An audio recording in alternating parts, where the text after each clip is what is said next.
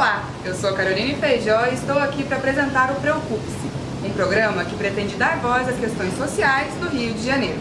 O cenário de hoje é aqui no Parque das Suínas, em Santa Teresa. Confira agora os destaques dessa edição. Viemos até o Vidigal explicar para vocês sobre o processo de gentrificação. Moradores do Horto contam suas histórias de luta pela permanência da comunidade. Viemos conhecer o dia a dia de alunos numa escola ocupada na zona norte do Rio. Conheça o Movimento Nacional de Luta pela Moradia, onde morar é um direito e ocupar é um dever. E ainda, os nossos repórteres foram conferir uma manifestação que lotou as ruas do centro do Rio de Janeiro. Vamos pensar juntos as questões sociais da nossa cidade.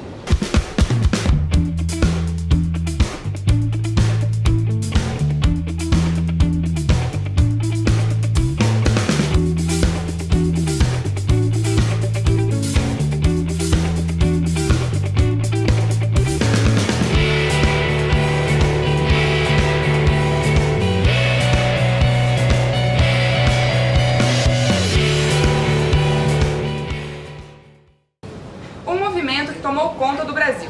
Desde o mês de maio, manifestantes ocuparam as ruas contra o governo interino de Michel Temer. Os nossos repórteres foram acompanhar a manifestação no centro do Rio.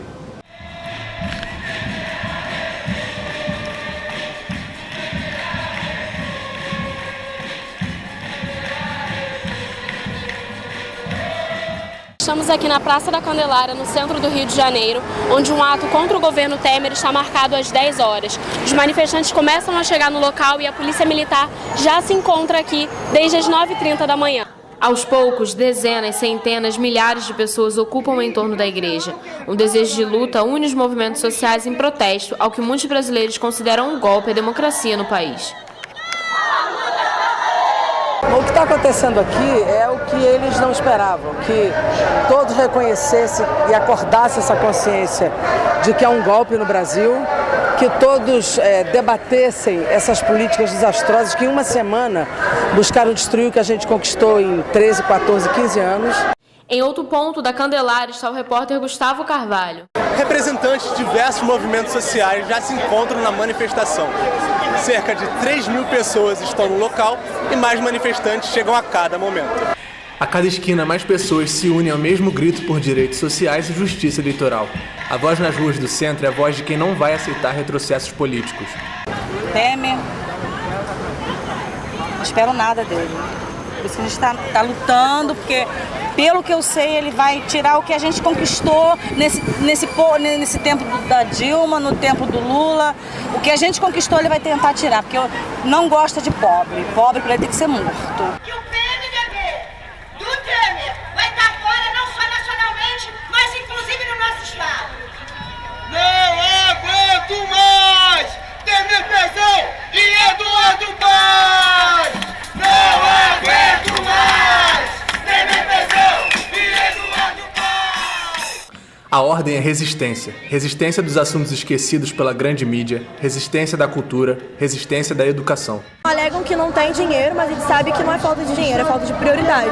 Sabe que a prioridade do governo é para empresário, para empreiteira, e a gente espera sim, a gente espera ser atacado, mas a gente está se organizando para responder isso de a melhor forma que a gente pode encontrar para responder a esse governo, que a gente não vai aceitar esses cortes na educação e no povo brasileiro. E a repórter Gabriela Maia também acompanha os manifestantes até o Palácio Gustavo Capanema. Apesar do número considerável de policiais até agora, a manifestação segue pacífica aqui pela Avenida Rio Branco. O número aproximado de manifestantes aqui é de 4.000 pessoas. Debaixo de um sol forte, os manifestantes criticam a alteração do Sistema Único de Saúde, a privatização do ensino, a luta pela moradia e pelas possíveis mudanças na Previdência Social. Não é contra a Dilma. Tão pouco golpe é contra a democracia burguesa. Esse povo não tem medo de eleição. Tanto não tem medo de eleição que eles se elegem em grande maioria. Eles têm medo de povo organizado. Eles estão lá para desconstitucionalizar os nossos direitos, para retroceder em tudo que nós conquistamos. Então, em defesa dos nossos direitos, dos direitos sociais, em defesa das nossas lutas de décadas, nós temos que estar na rua passando por cima das pequenas diferenças. Manifestantes chegam agora aqui na Avenida Graça Aranha. Está tudo interditado. O objetivo deles é chegar aqui no Ministério da Cultura para somar um grande número de pessoas e lutar contra as medidas feitas pelo presidente Michel Temer, assumido há 2 semanas atrás.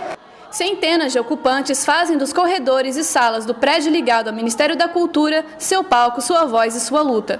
Mais do que somar número aos outros manifestantes, a passeata contra o governo Temer demonstra que a luta é uma só e ela não vai parar. O governo Temer teme, por exemplo, o Eduardo Cunha, a quem serve, e com tudo que isso representa, até de naturalização da corrupção. Mas, por outro lado, ele treme também quando a massa se organiza e pressiona. Nosso caminho é esse. Quem sabe, a partir da revogação, da extinção do Ministério da Cultura, eles acabem sendo, todos eles, revogados do poder. Vai depender de muita luta da nossa parte.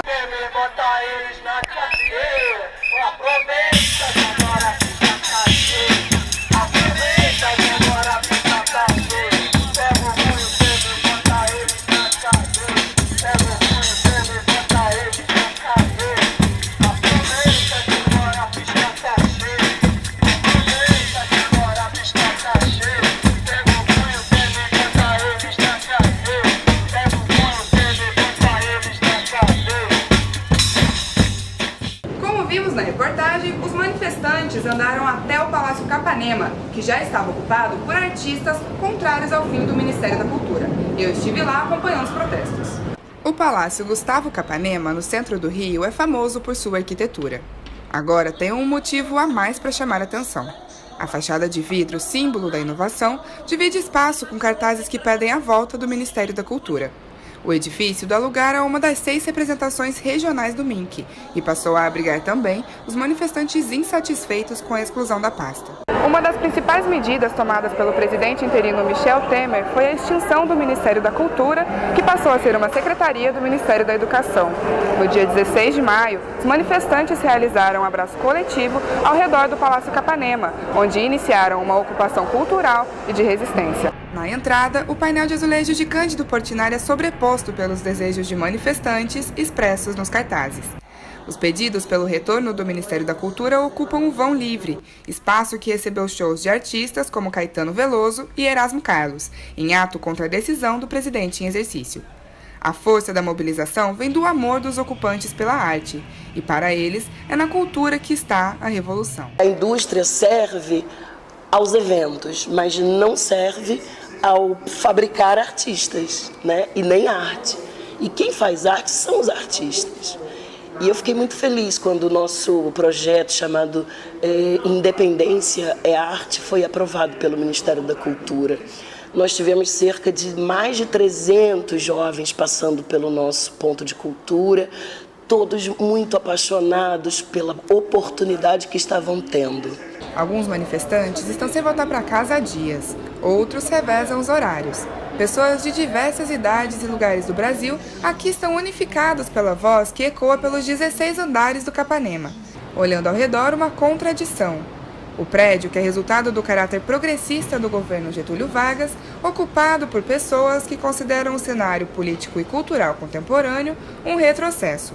O professor da Universidade Federal Fluminense, Jorge Vasconcelos, entende a ocupação como um momento histórico e necessário. Isso aqui que nós estamos, no Palácio Capanema, né, sede da Funarte, né, e de instituições vinculadas à cultura, né, e esses grupos que estão ocupando esse lugar, lutando para a mudança do estado de coisas que nós vivemos na sociedade brasileira. O Ministério da Cultura foi criado em 1985 pelo então presidente da República, José Sarney. Antes disso, era uma pasta integrada ao Ministério da Educação e Cultura. Entre as responsabilidades do MINC estão as letras, artes, folclore e outras formas de identidade cultural brasileiras. O debate político na ocupação é constante e a presença de palestrantes para discutir o tema também. Os dias no Palácio Capanema são tomados de atividades de expressão cultural, como grafite e roda de capoeira. A roda de capoeira é a desculpa para trazer as pessoas para ouvir o que os palestrantes têm a falar. Então é fora Temer, né? É uma roda fora Temer para limpar o país desse povo, entendeu? Tirar eles do poder e reassumir o comando que é nosso. Hoje é a roda da capoeira, é a roda do mundo, é a roda da arte pública, é a roda de quem quer ir para a rua e ocupar a rua, o espaço público, que é nosso. Então não é a minha roda, tá? É a roda de todos. O ato tem proporcionado o encontro de diversos artistas.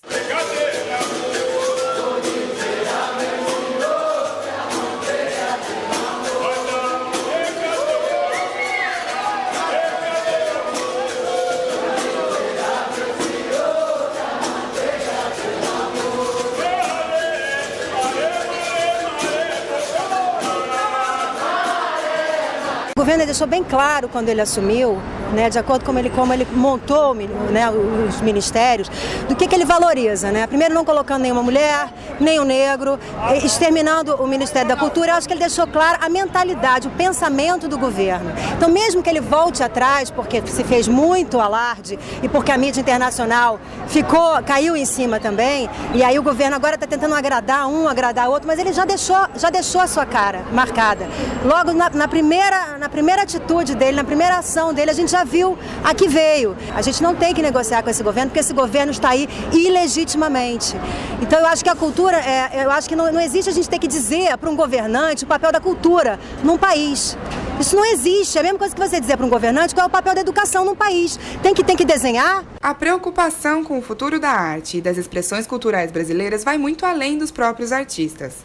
E se a vida imita a arte, o que todos aqui esperam é que a manifestação devolva à cultura o seu verdadeiro lugar no cenário do país. A seguir, como vivem as famílias que lutam por moradia no Rio de Janeiro.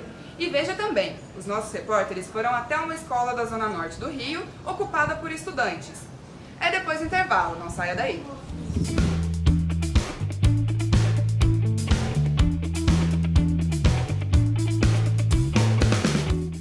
Você já ouviu falar do Movimento Nacional de Luta pela Moradia? A nossa equipe foi até a Gamboa, no centro do Rio, conhecer um pouco mais da realidade dessas famílias. Mariana Crioula. A mulher que resistiu no século XIX e foi líder de uma das maiores revoluções de escravos no Vale do Café, hoje nomeia uma das ocupações do Movimento Nacional de Luta pela Moradia no Rio de Janeiro. Com 8 famílias, a ocupação da Gamboa procura inserir o morador na sociedade e no mercado de trabalho. O Wilson Azevedo é um dos coordenadores do movimento e desenvolve projetos há quase 9 anos com essas famílias. E tem alguns cursos que o movimento oferece para se fazer, né? Gastronomia, cultura e arte, né? Que é o projeto do MML. Não é só moradia, é arrumar espaço, mais coisas para a pessoa evoluir dentro do movimento. A nossa preocupação somos nós mesmos construir nossa moradia com nossas mãos, né? A gente não procura ajuda para a nossa luta, né? A luta dos moradores. Cerca de 250 famílias resistem às ocupações urbanas do Rio de Janeiro. O movimento, com mais de 20 anos de história, luta pelo direito à moradia em diversos estados do Brasil, como Rondônia, Acre, São Paulo e Espírito Santo. O prédio de 10 andares, localizado na Cinelândia, centro do Rio de Janeiro, é uma das primeiras ocupações do Movimento Nacional de Luta pela Moradia no estado. Manuel Congo, o nome da ocupação, hoje abriga 42 famílias que construíram suas histórias ao longo dos 9 anos de resistência. Aqui, se procura dar melhores condições de vida aos moradores e não somente um teto a quem precisa. Lutar para que a moradia não seja longe dos centros administrativos, não seja longe de onde você possa conseguir gerar renda para o sustento da sua família, não ser um lugar onde você gasta a metade da tua carga horária de trabalho dentro do meio de transporte, que você pague pelo teu meio de transporte um valor que vai pesar no seu orçamento para alimento, né? Para educação, para saúde. Então a reforma urbana é isso. A reforma urbana é você pensar a cidade para todos e com todos. Após anos de luta, o Manuel Congo foi incluído no projeto do Minha Casa Minha Vida Entidades, e o que antes era visto como uma invasão, agora faz parte de um programa social que ajuda diversas famílias, como a dona de casa Francisca da Silva e o marido Antônio José. O casal pagava aluguel na zona norte do Rio e hoje tem casa própria na ocupação. Melhorou muita coisa, né? Que as coisas é tudo perto e eu tinha esperança que um dia ia dar certo de eu ganhar a minha casa, né? E sair do aluguel. O mais importante nas ocupações é o espírito de coletividade. Prova disso é que as reformas no Manuel Congo são feitas pelos próprios moradores. A previsão é de que a obra termine em 3 meses e que todas as 42 famílias tenham uma casa dentro da ocupação. Existem muitos desafios hoje. Nosso maior desafio aqui interno é não transformar esse espaço num condomínio comum, onde cada um olha para o seu umbigo, todo meu apartamento, e já estou com o meu apartamento todo reformado, bonito, e aí que se dane o outro. Só que cada vez que a gente faz isso, caldo e torna, porque quando você não olha para o lado e não é solidário em ajudar o ser humano com a dificuldade ou ele não é na sua, a coisa vai ficando pior, entendeu? Então, a nossa maior guerra hoje é contra isso, a gente lutar para manter a unidade, manter a coletividade. A resistência ao sistema capitalista é o que impulsiona a luta do movimento, que reivindica o direito de morar e o dever de ocupar. A história das revoluções não é casa por uma casa. A história das revoluções é vida. Você está arrancando. Eu sou nascida na roça. Então eu fico pensando, papai sempre dizia assim, você quando for arrancar uma planta, você tem que arrancar, se você for replantar, você tem que arrancar a raiz. Senão ela não vai sobreviver no lugar que você vai plantar. Como é que você arranca uma pessoa de um território onde ela viveu mais de 5 anos, 10 anos, 50 anos, 100 anos, quais? Você não consegue levar isso. Não é? Então essa pessoa vai morrer. E é com esperança de um melhor lugar de moradia, com menores gastos e condições dignas, que os militantes abrem mão do conforto para resistir nas ocupações. O Movimento Nacional de Luta pela Moradia mostra que as ocupações podem abrir portas para um futuro melhor, onde seja possível acreditar e sonhar. Isso daqui é um pé de tomate. Como podemos assistir, é uma situação preocupante. A luta por moradia é uma luta por sobrevivência e não podemos fechar os nossos olhos para ela. Estudantes secundaristas ocupam escolas em várias cidades do país. O repórter Gustavo Carvalho foi até o Colégio Paulo de Fronten, na Tijuca, acompanhar de perto a rotina desses estudantes. Quarta-feira, véspera de feriado, fim do mês de maio, hora do rush, época de provas e uma rede de ensino ocupada em um dos bairros mais movimentados do Rio de Janeiro. Parece até roteiro de filme, mas é a realidade dos alunos do quase centenário Colégio Estadual Paulo de Fronten, situado na Praça da Bandeira, na Tijuca. Toda criança sonhou em dormir na escola algum dia, isso é certo. Já esses adolescentes escolheram ocupar a instituição não por capricho, e sim com a finalidade de fazer valer os seus direitos, de exigir melhorias. As pautas que a gente pede, de geral, é a infraestrutura da nossa escola, eleição para a direção, os funcionários, a gente também pede por que não do pagamento dos funcionários. E geral, assim, todo mundo é educação, a gente já conseguiu 2 tempos de filosofia e sociologia, o SAERJ também foi uma coisa que a gente pediu, currículo mínimo. Há 40 dias ocupando a escola, os estudantes fazem a própria comida com as doações que recebem e participam de oficinas e aulões ministrados por professores e universitários das redondezas. Eu, como aluno daqui e tudo mais, a gente está aprendendo muito mais com a greve dos professores, com os negócios assim, com a ocupação, do que de aula normal. Eu, por exemplo, eu tinha 2, 3 tempos por semana, entendeu? Não era por dia, era por semana. No fim da manhã, a maioria dos jovens está saindo das aulas ou a caminho delas, o que não é o caso de muitos estudantes da rede pública, pois assim como este colégio, vários outros também têm sido ocupados no Rio de Janeiro e Brasil afora. No caso do Paulo de Fronten, a história que eles contam expõe a falta de direção e investimentos, assim como também a omissão dos responsáveis pela administração diante dos problemas encontrados. O que a gente tem é a mesma coisa que a gente não tem, nada. Aí, o que foi prometido é que a sala de informática seria reformada, teria um computador para cada um e foi investido uma grande quantia na obra da escola. E com certeza sobrou esse dinheiro. Não é possível que 5.970.000 tenham sido gastados só em 1 andar e meio, porque o último é a metade de um andar e era o menos prejudicado. Então basicamente os caras só pintaram, tanto que terminou em 1 semana ou 2 a obra do último andar. Segundo os estudantes, o dinheiro investido pelo governo está retido por falta de prestação de contas da empresa responsável pela obra, desde dezembro de 2014. A fachada do colégio mostra precariedade e abandono. Do lado de dentro, esse cenário fica ainda mais exposto.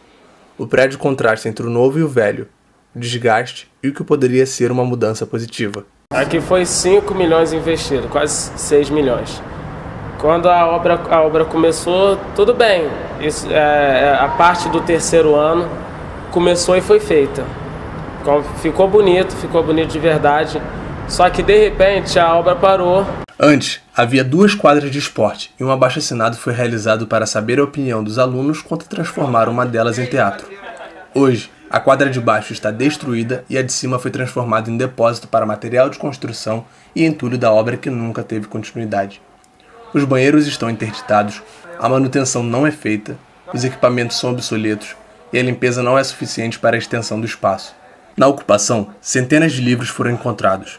Livros que estavam guardados em uma sala escura, sem jamais terem sido entregues aos alunos ou aos professores para uso didático. As salas de aula aqui são assim. sem iluminação, sem pintura nas paredes, com fiação exposta, janelas quebradas e reboco do teto caindo. Alunos do Colégio Paulo de Fronten ocupam um lugar na esperança de que suas reivindicações sejam aceitas e que a educação prevaleça. A união dos ocupantes é tanta que a impressão que dá ao vê-los juntos é que formaram uma família. Se há quem diga que esses jovens são egoístas ou desocupados, a história talvez venha mostrar que eles estão preocupados com o futuro de todos os alunos que ali estudam e virão a estudar um dia, lutando por um ensino de qualidade. Tem pessoas do bem que se preocupam com o colégio, que querem essa reforma mais futura. E se essa reforma acontecer e terminar, o colégio tem tudo para ser um bom colégio. Um colégio onde possa receber qualquer tipo de pessoa, mantendo a igualdade, o respeito a todos. E todo mundo possa ter um ambiente de harmonia, um ambiente onde tu possa chegar, ter seu ensino, se tornar uma pessoa de qualidade. Há uma citação do cantor David Bowie que diz o seguinte: essas crianças em que você cospe, enquanto elas tentam mudar seus mundos, são imunes às suas consultas. Elas sabem muito bem pelo que atravessam. E não poderia ser diferente. Passei uma tarde com esses estudantes e percebi que o ato de ocupar o colégio vai muito além do que se diz a respeito. O que eu descobri é que eles têm sonhos infinitos e brilho nos olhos, à espera de serem ouvidos, descobertos, valorizados. As principais reivindicações dos ocupantes ainda não foram atendidas. O secretário estadual da Educação, Wagner Victor, prometeu conceder R$15 mil para obras de revitalização nos colégios. No próximo bloco, o turismo no Vidigal e como essas mudanças afetam a vida dos moradores. E veja também o movimento de resistência no Horto.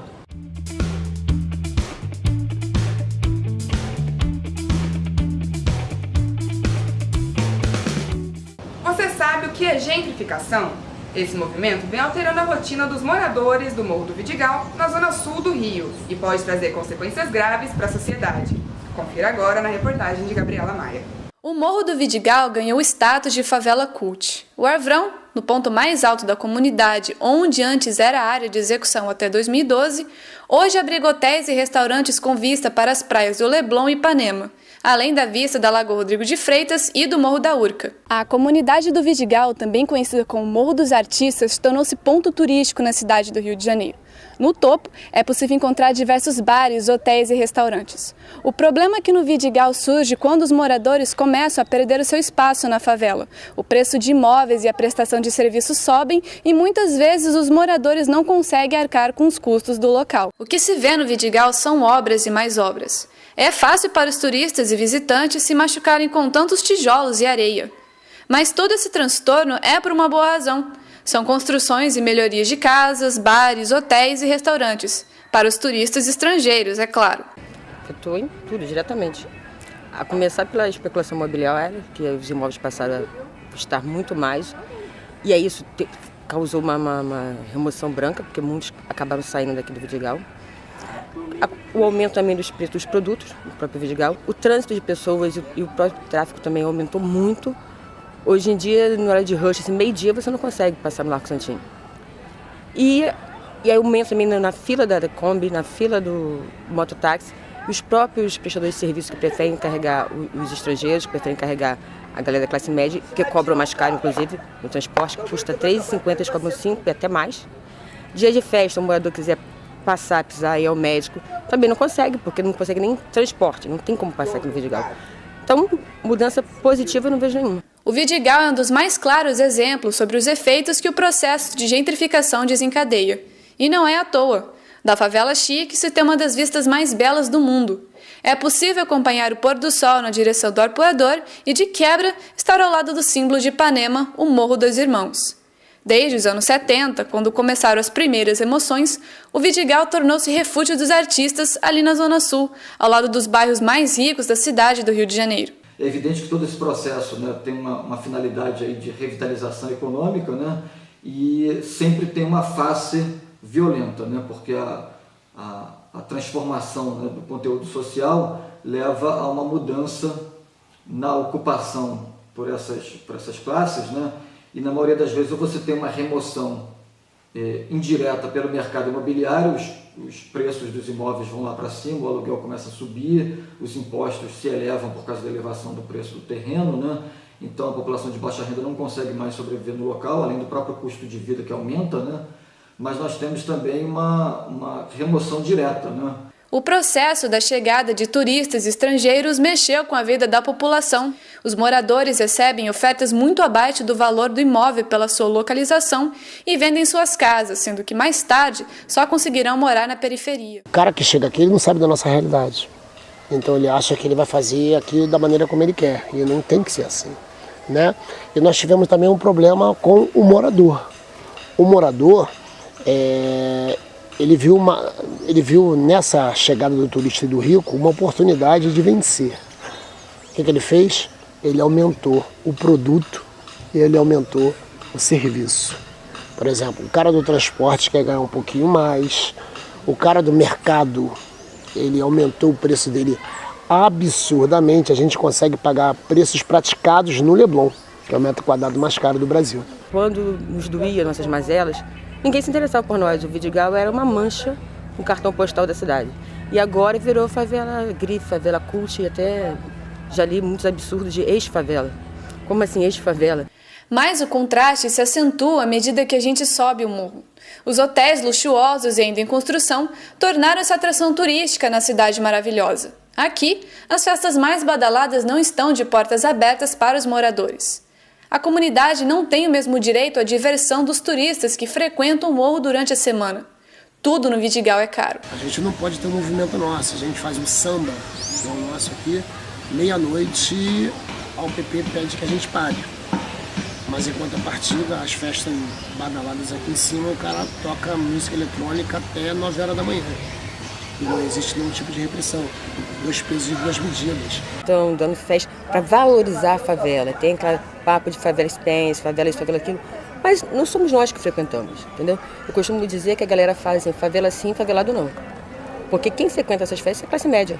E aí você vê toda uma geração que hoje em dia não tem, uma juventude que não tem um espaço de lazer, porque esses espaços foram ocupados pela classe média. Como um morador de favela vai pagar R$50 no mínimo para uma festa e lá consumir bebidas R$12 uma latinha de cerveja? Isso é impossível. A visão de quem chega ao Vidigal pela curiosidade, pela experiência de conhecer uma favela, revela que a realidade conhecida pelos estrangeiros não é nem de longe a realidade vivida pelos moradores. I think it's partly good because some people we use the local transportation system. I do groceries over here, and I exercise here in a local gym. So I do think that I contribute to this community. São muitos os impactos sociais, culturais e econômicos para as comunidades graças ao turismo e ao grande fluxo de estrangeiros. Muitos moradores ficam perdidos nessa transformação. Por vezes, esperam melhorias que nunca chegam. Dona Marilene, moradora do Vidigal há mais de 50 anos, esboça um sorriso no rosto, mesmo sabendo que a identidade do morro e a cultura que ela conhecia não são como eram antes. Gosto muito de morar no Vidigal, gosto muito. Eu só vou sair daqui do Vidigal para o São João Batista, porque eu gosto do Vidigal, já moro há mais de 50 anos aqui no Vidigal. Isso aqui, quando eu comprei, isso aqui era um barraquinho de sapé. Comprei isso por R$2.000 há 25 anos atrás, onde eu moro. R$2.000 essa casa. Hoje eu não dou um milhão, eu não vendo ela. Perder só o imóvel não é um dos maiores problemas dos moradores do Vidigal.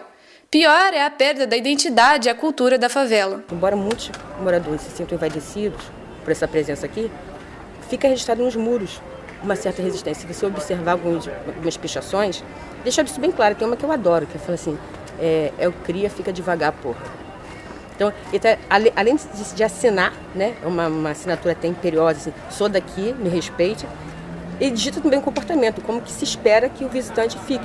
É devagar sim, porque eu concordo, eu acho que isso é uma conduta até de todo favelado, você saber onde chegar e como chegar. Se a gente age assim no nosso espaço e nos espaços que consideramos semelhantes, espaços periféricos, outras favelas, por que o visitante acredita que tem que ditar regra como nós devemos nos comportar? Também, por mais que diga, isso é uma postura xenofóbica, a cidade é livre, as pessoas têm direito de ir e vir.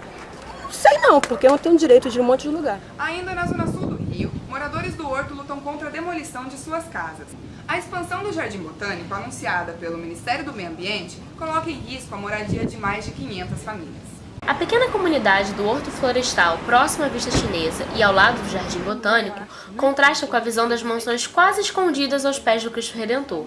Com casas simples e acolhedoras, os moradores permanecem no local cedido por Dom João VI. Tudo isso aqui eram fazendas que se chamavam, quando foram compradas em termo, meio comprada, meio arrancada por Dom João VI, aos então detentores, formou o que se chamava de Real Horto Imperial, que era uma área imensa do governo federal. Dentro dessa área está tudo que você está vendo para lá. Então, dentro do Real Horto Imperial original, estão 2 bairros. A própria Rede Globo fica em área que era do Real Horto Imperial. O terreno do Horto Florestal pertence hoje ao Tribunal de Contas da União. Apesar dos moradores estarem no local há muitos anos, projetos de expansão territorial do Jardim Botânico e das organizações Globo ameaçam sua permanência. Moacir Paiva, membro da Comissão de Moradores do Horto, conta que a emissora é uma das interessadas em arrematar o espaço, assim como tentou fazer com o Parque Lage no governo de Carlos Lacerda. O olho da Globo nessas áreas do Parque Lage, do Jardim Botânico, não vem de hoje, não. Vem da geração anterior. Se você olhar na história, desde a época do golpe de 64 e antes dele, você vê que sempre a Globo apoiou o privilégio. Sempre a Globo apoiou o grande capital, contra qualquer direito do povo. A Rede Globo está fazendo o que ela sempre fez, defendendo o privilégio, defendendo o capital, contra o interesse do povo, no caso do povo do Horto. 521 famílias do Horto Florestal estão ameaçadas de remoção. A maioria delas vive aqui há 100 anos. Em março de 2016, uma representação local foi ao Planalto Central em um encontro de movimentos sociais, exigindo do governo federal uma posição favorável à permanência da comunidade. Tem outras pessoas que não conhecem, né? A comunidade, não conhece a nossa história. Quando ficam sabendo da realidade, da verdade realmente disso aqui, fica pensando, como pode? Mas pode, porque quem tem dinheiro pode fazer o que está fazendo. Só que quem tem garra vai continuar fazendo o que a gente está fazendo, que é lutando para permanência, e não vai sair, porque se depender da gente, não sai. Antônio Engel é morador do Jardim Botânico e sociólogo professor da UFRJ. Ele acredita que o processo de gentrificação é, antes de mais nada, uma forma de aumentar a desigualdade na sociedade. As pessoas criam raízes com os lugares onde elas moram, né? Então você simplesmente arrancar parte de um bairro, que é um contingente razoável, significativo de pessoas, arrancá-los dali, que ele já tem a vida do bairro, né? Você tem um lugar onde você compra pão, as crianças que são amigas umas das outras e tal. A partir do momento em que você rompe essas raízes, você arranca esse pessoal todo e joga num contexto completamente diferente, contexto esse que já terá uma história, já tem umas pessoas que lá estão, que já criaram as suas raízes lá e que são outras e que são, né, distintas disso. Isso cria um impacto emocional, prático e material também ao mesmo tempo muito forte, né? Assim, é uma violência, não tem como colocar isso de um outro jeito. Após anos de embate, o Jardim Botânico conseguiu expandir seu território para a área que fazia parte do Grêmio dos Funcionários do Horto e do Jardim Botânico, o Clube Caxinguelê. A ação isolou a casa onde Pedro Paulo nasceu. No mínimo, minha casa tem 100 anos. Aí o parque, que meu avô trabalhou, foi útil, meu bisavô trabalhou também, invadiu nosso quintal. Todo mundo sempre viveu em harmonia, os moradores passavam aqui, não tinha esse portão óbvio, né, porque também o parque não vinha até aqui. Na realidade, quem está invadindo são eles. Em abril de 2013, 3 famílias foram removidas de suas casas pela polícia militar. Após horas de enfrentamento, os moradores tiveram suas casas destruídas. A Justiça Federal determinou na época que após a remoção as famílias fossem levadas para a Fundação Leão 13. O abrigo para pessoas em situação de rua fica na região central da cidade. A justificativa dada pelo Tribunal de Justiça do Estado é que a comunidade do Horto prejudica o meio ambiente. Entretanto, dentro do terreno funcionam 3 grandes empresas, dentre elas o Serviço Federal de Processamento de Dados, a SERPRO, e uma subestação da Light. Essa casa está aqui hoje, deixaram dessa forma e a gente deixa assim também com os escombros para mostrar que de jeito nenhum isso não vai acontecer de novo. A gente vai fazer tudo o que a gente puder, a gente vai resistir de todas as formas. Esses ricos do Jardim Botânico, né, que acham que podem remover a gente, que a gente é qualquer coisa, a gente vai e a gente fecha, a gente vai para o enfrentamento e é isso que a gente vai continuar fazendo. Todo tipo de processo de remoção aqui do Horto morre alguém. Toda vez. Morre porque as pessoas, se não morrem no enfrentamento, acabam morrendo porque tem ataque cardíaco, a gente tem idosos pra caramba. E assim, não tem nenhum tipo de respeito aos direitos humanos, a qualquer coisa.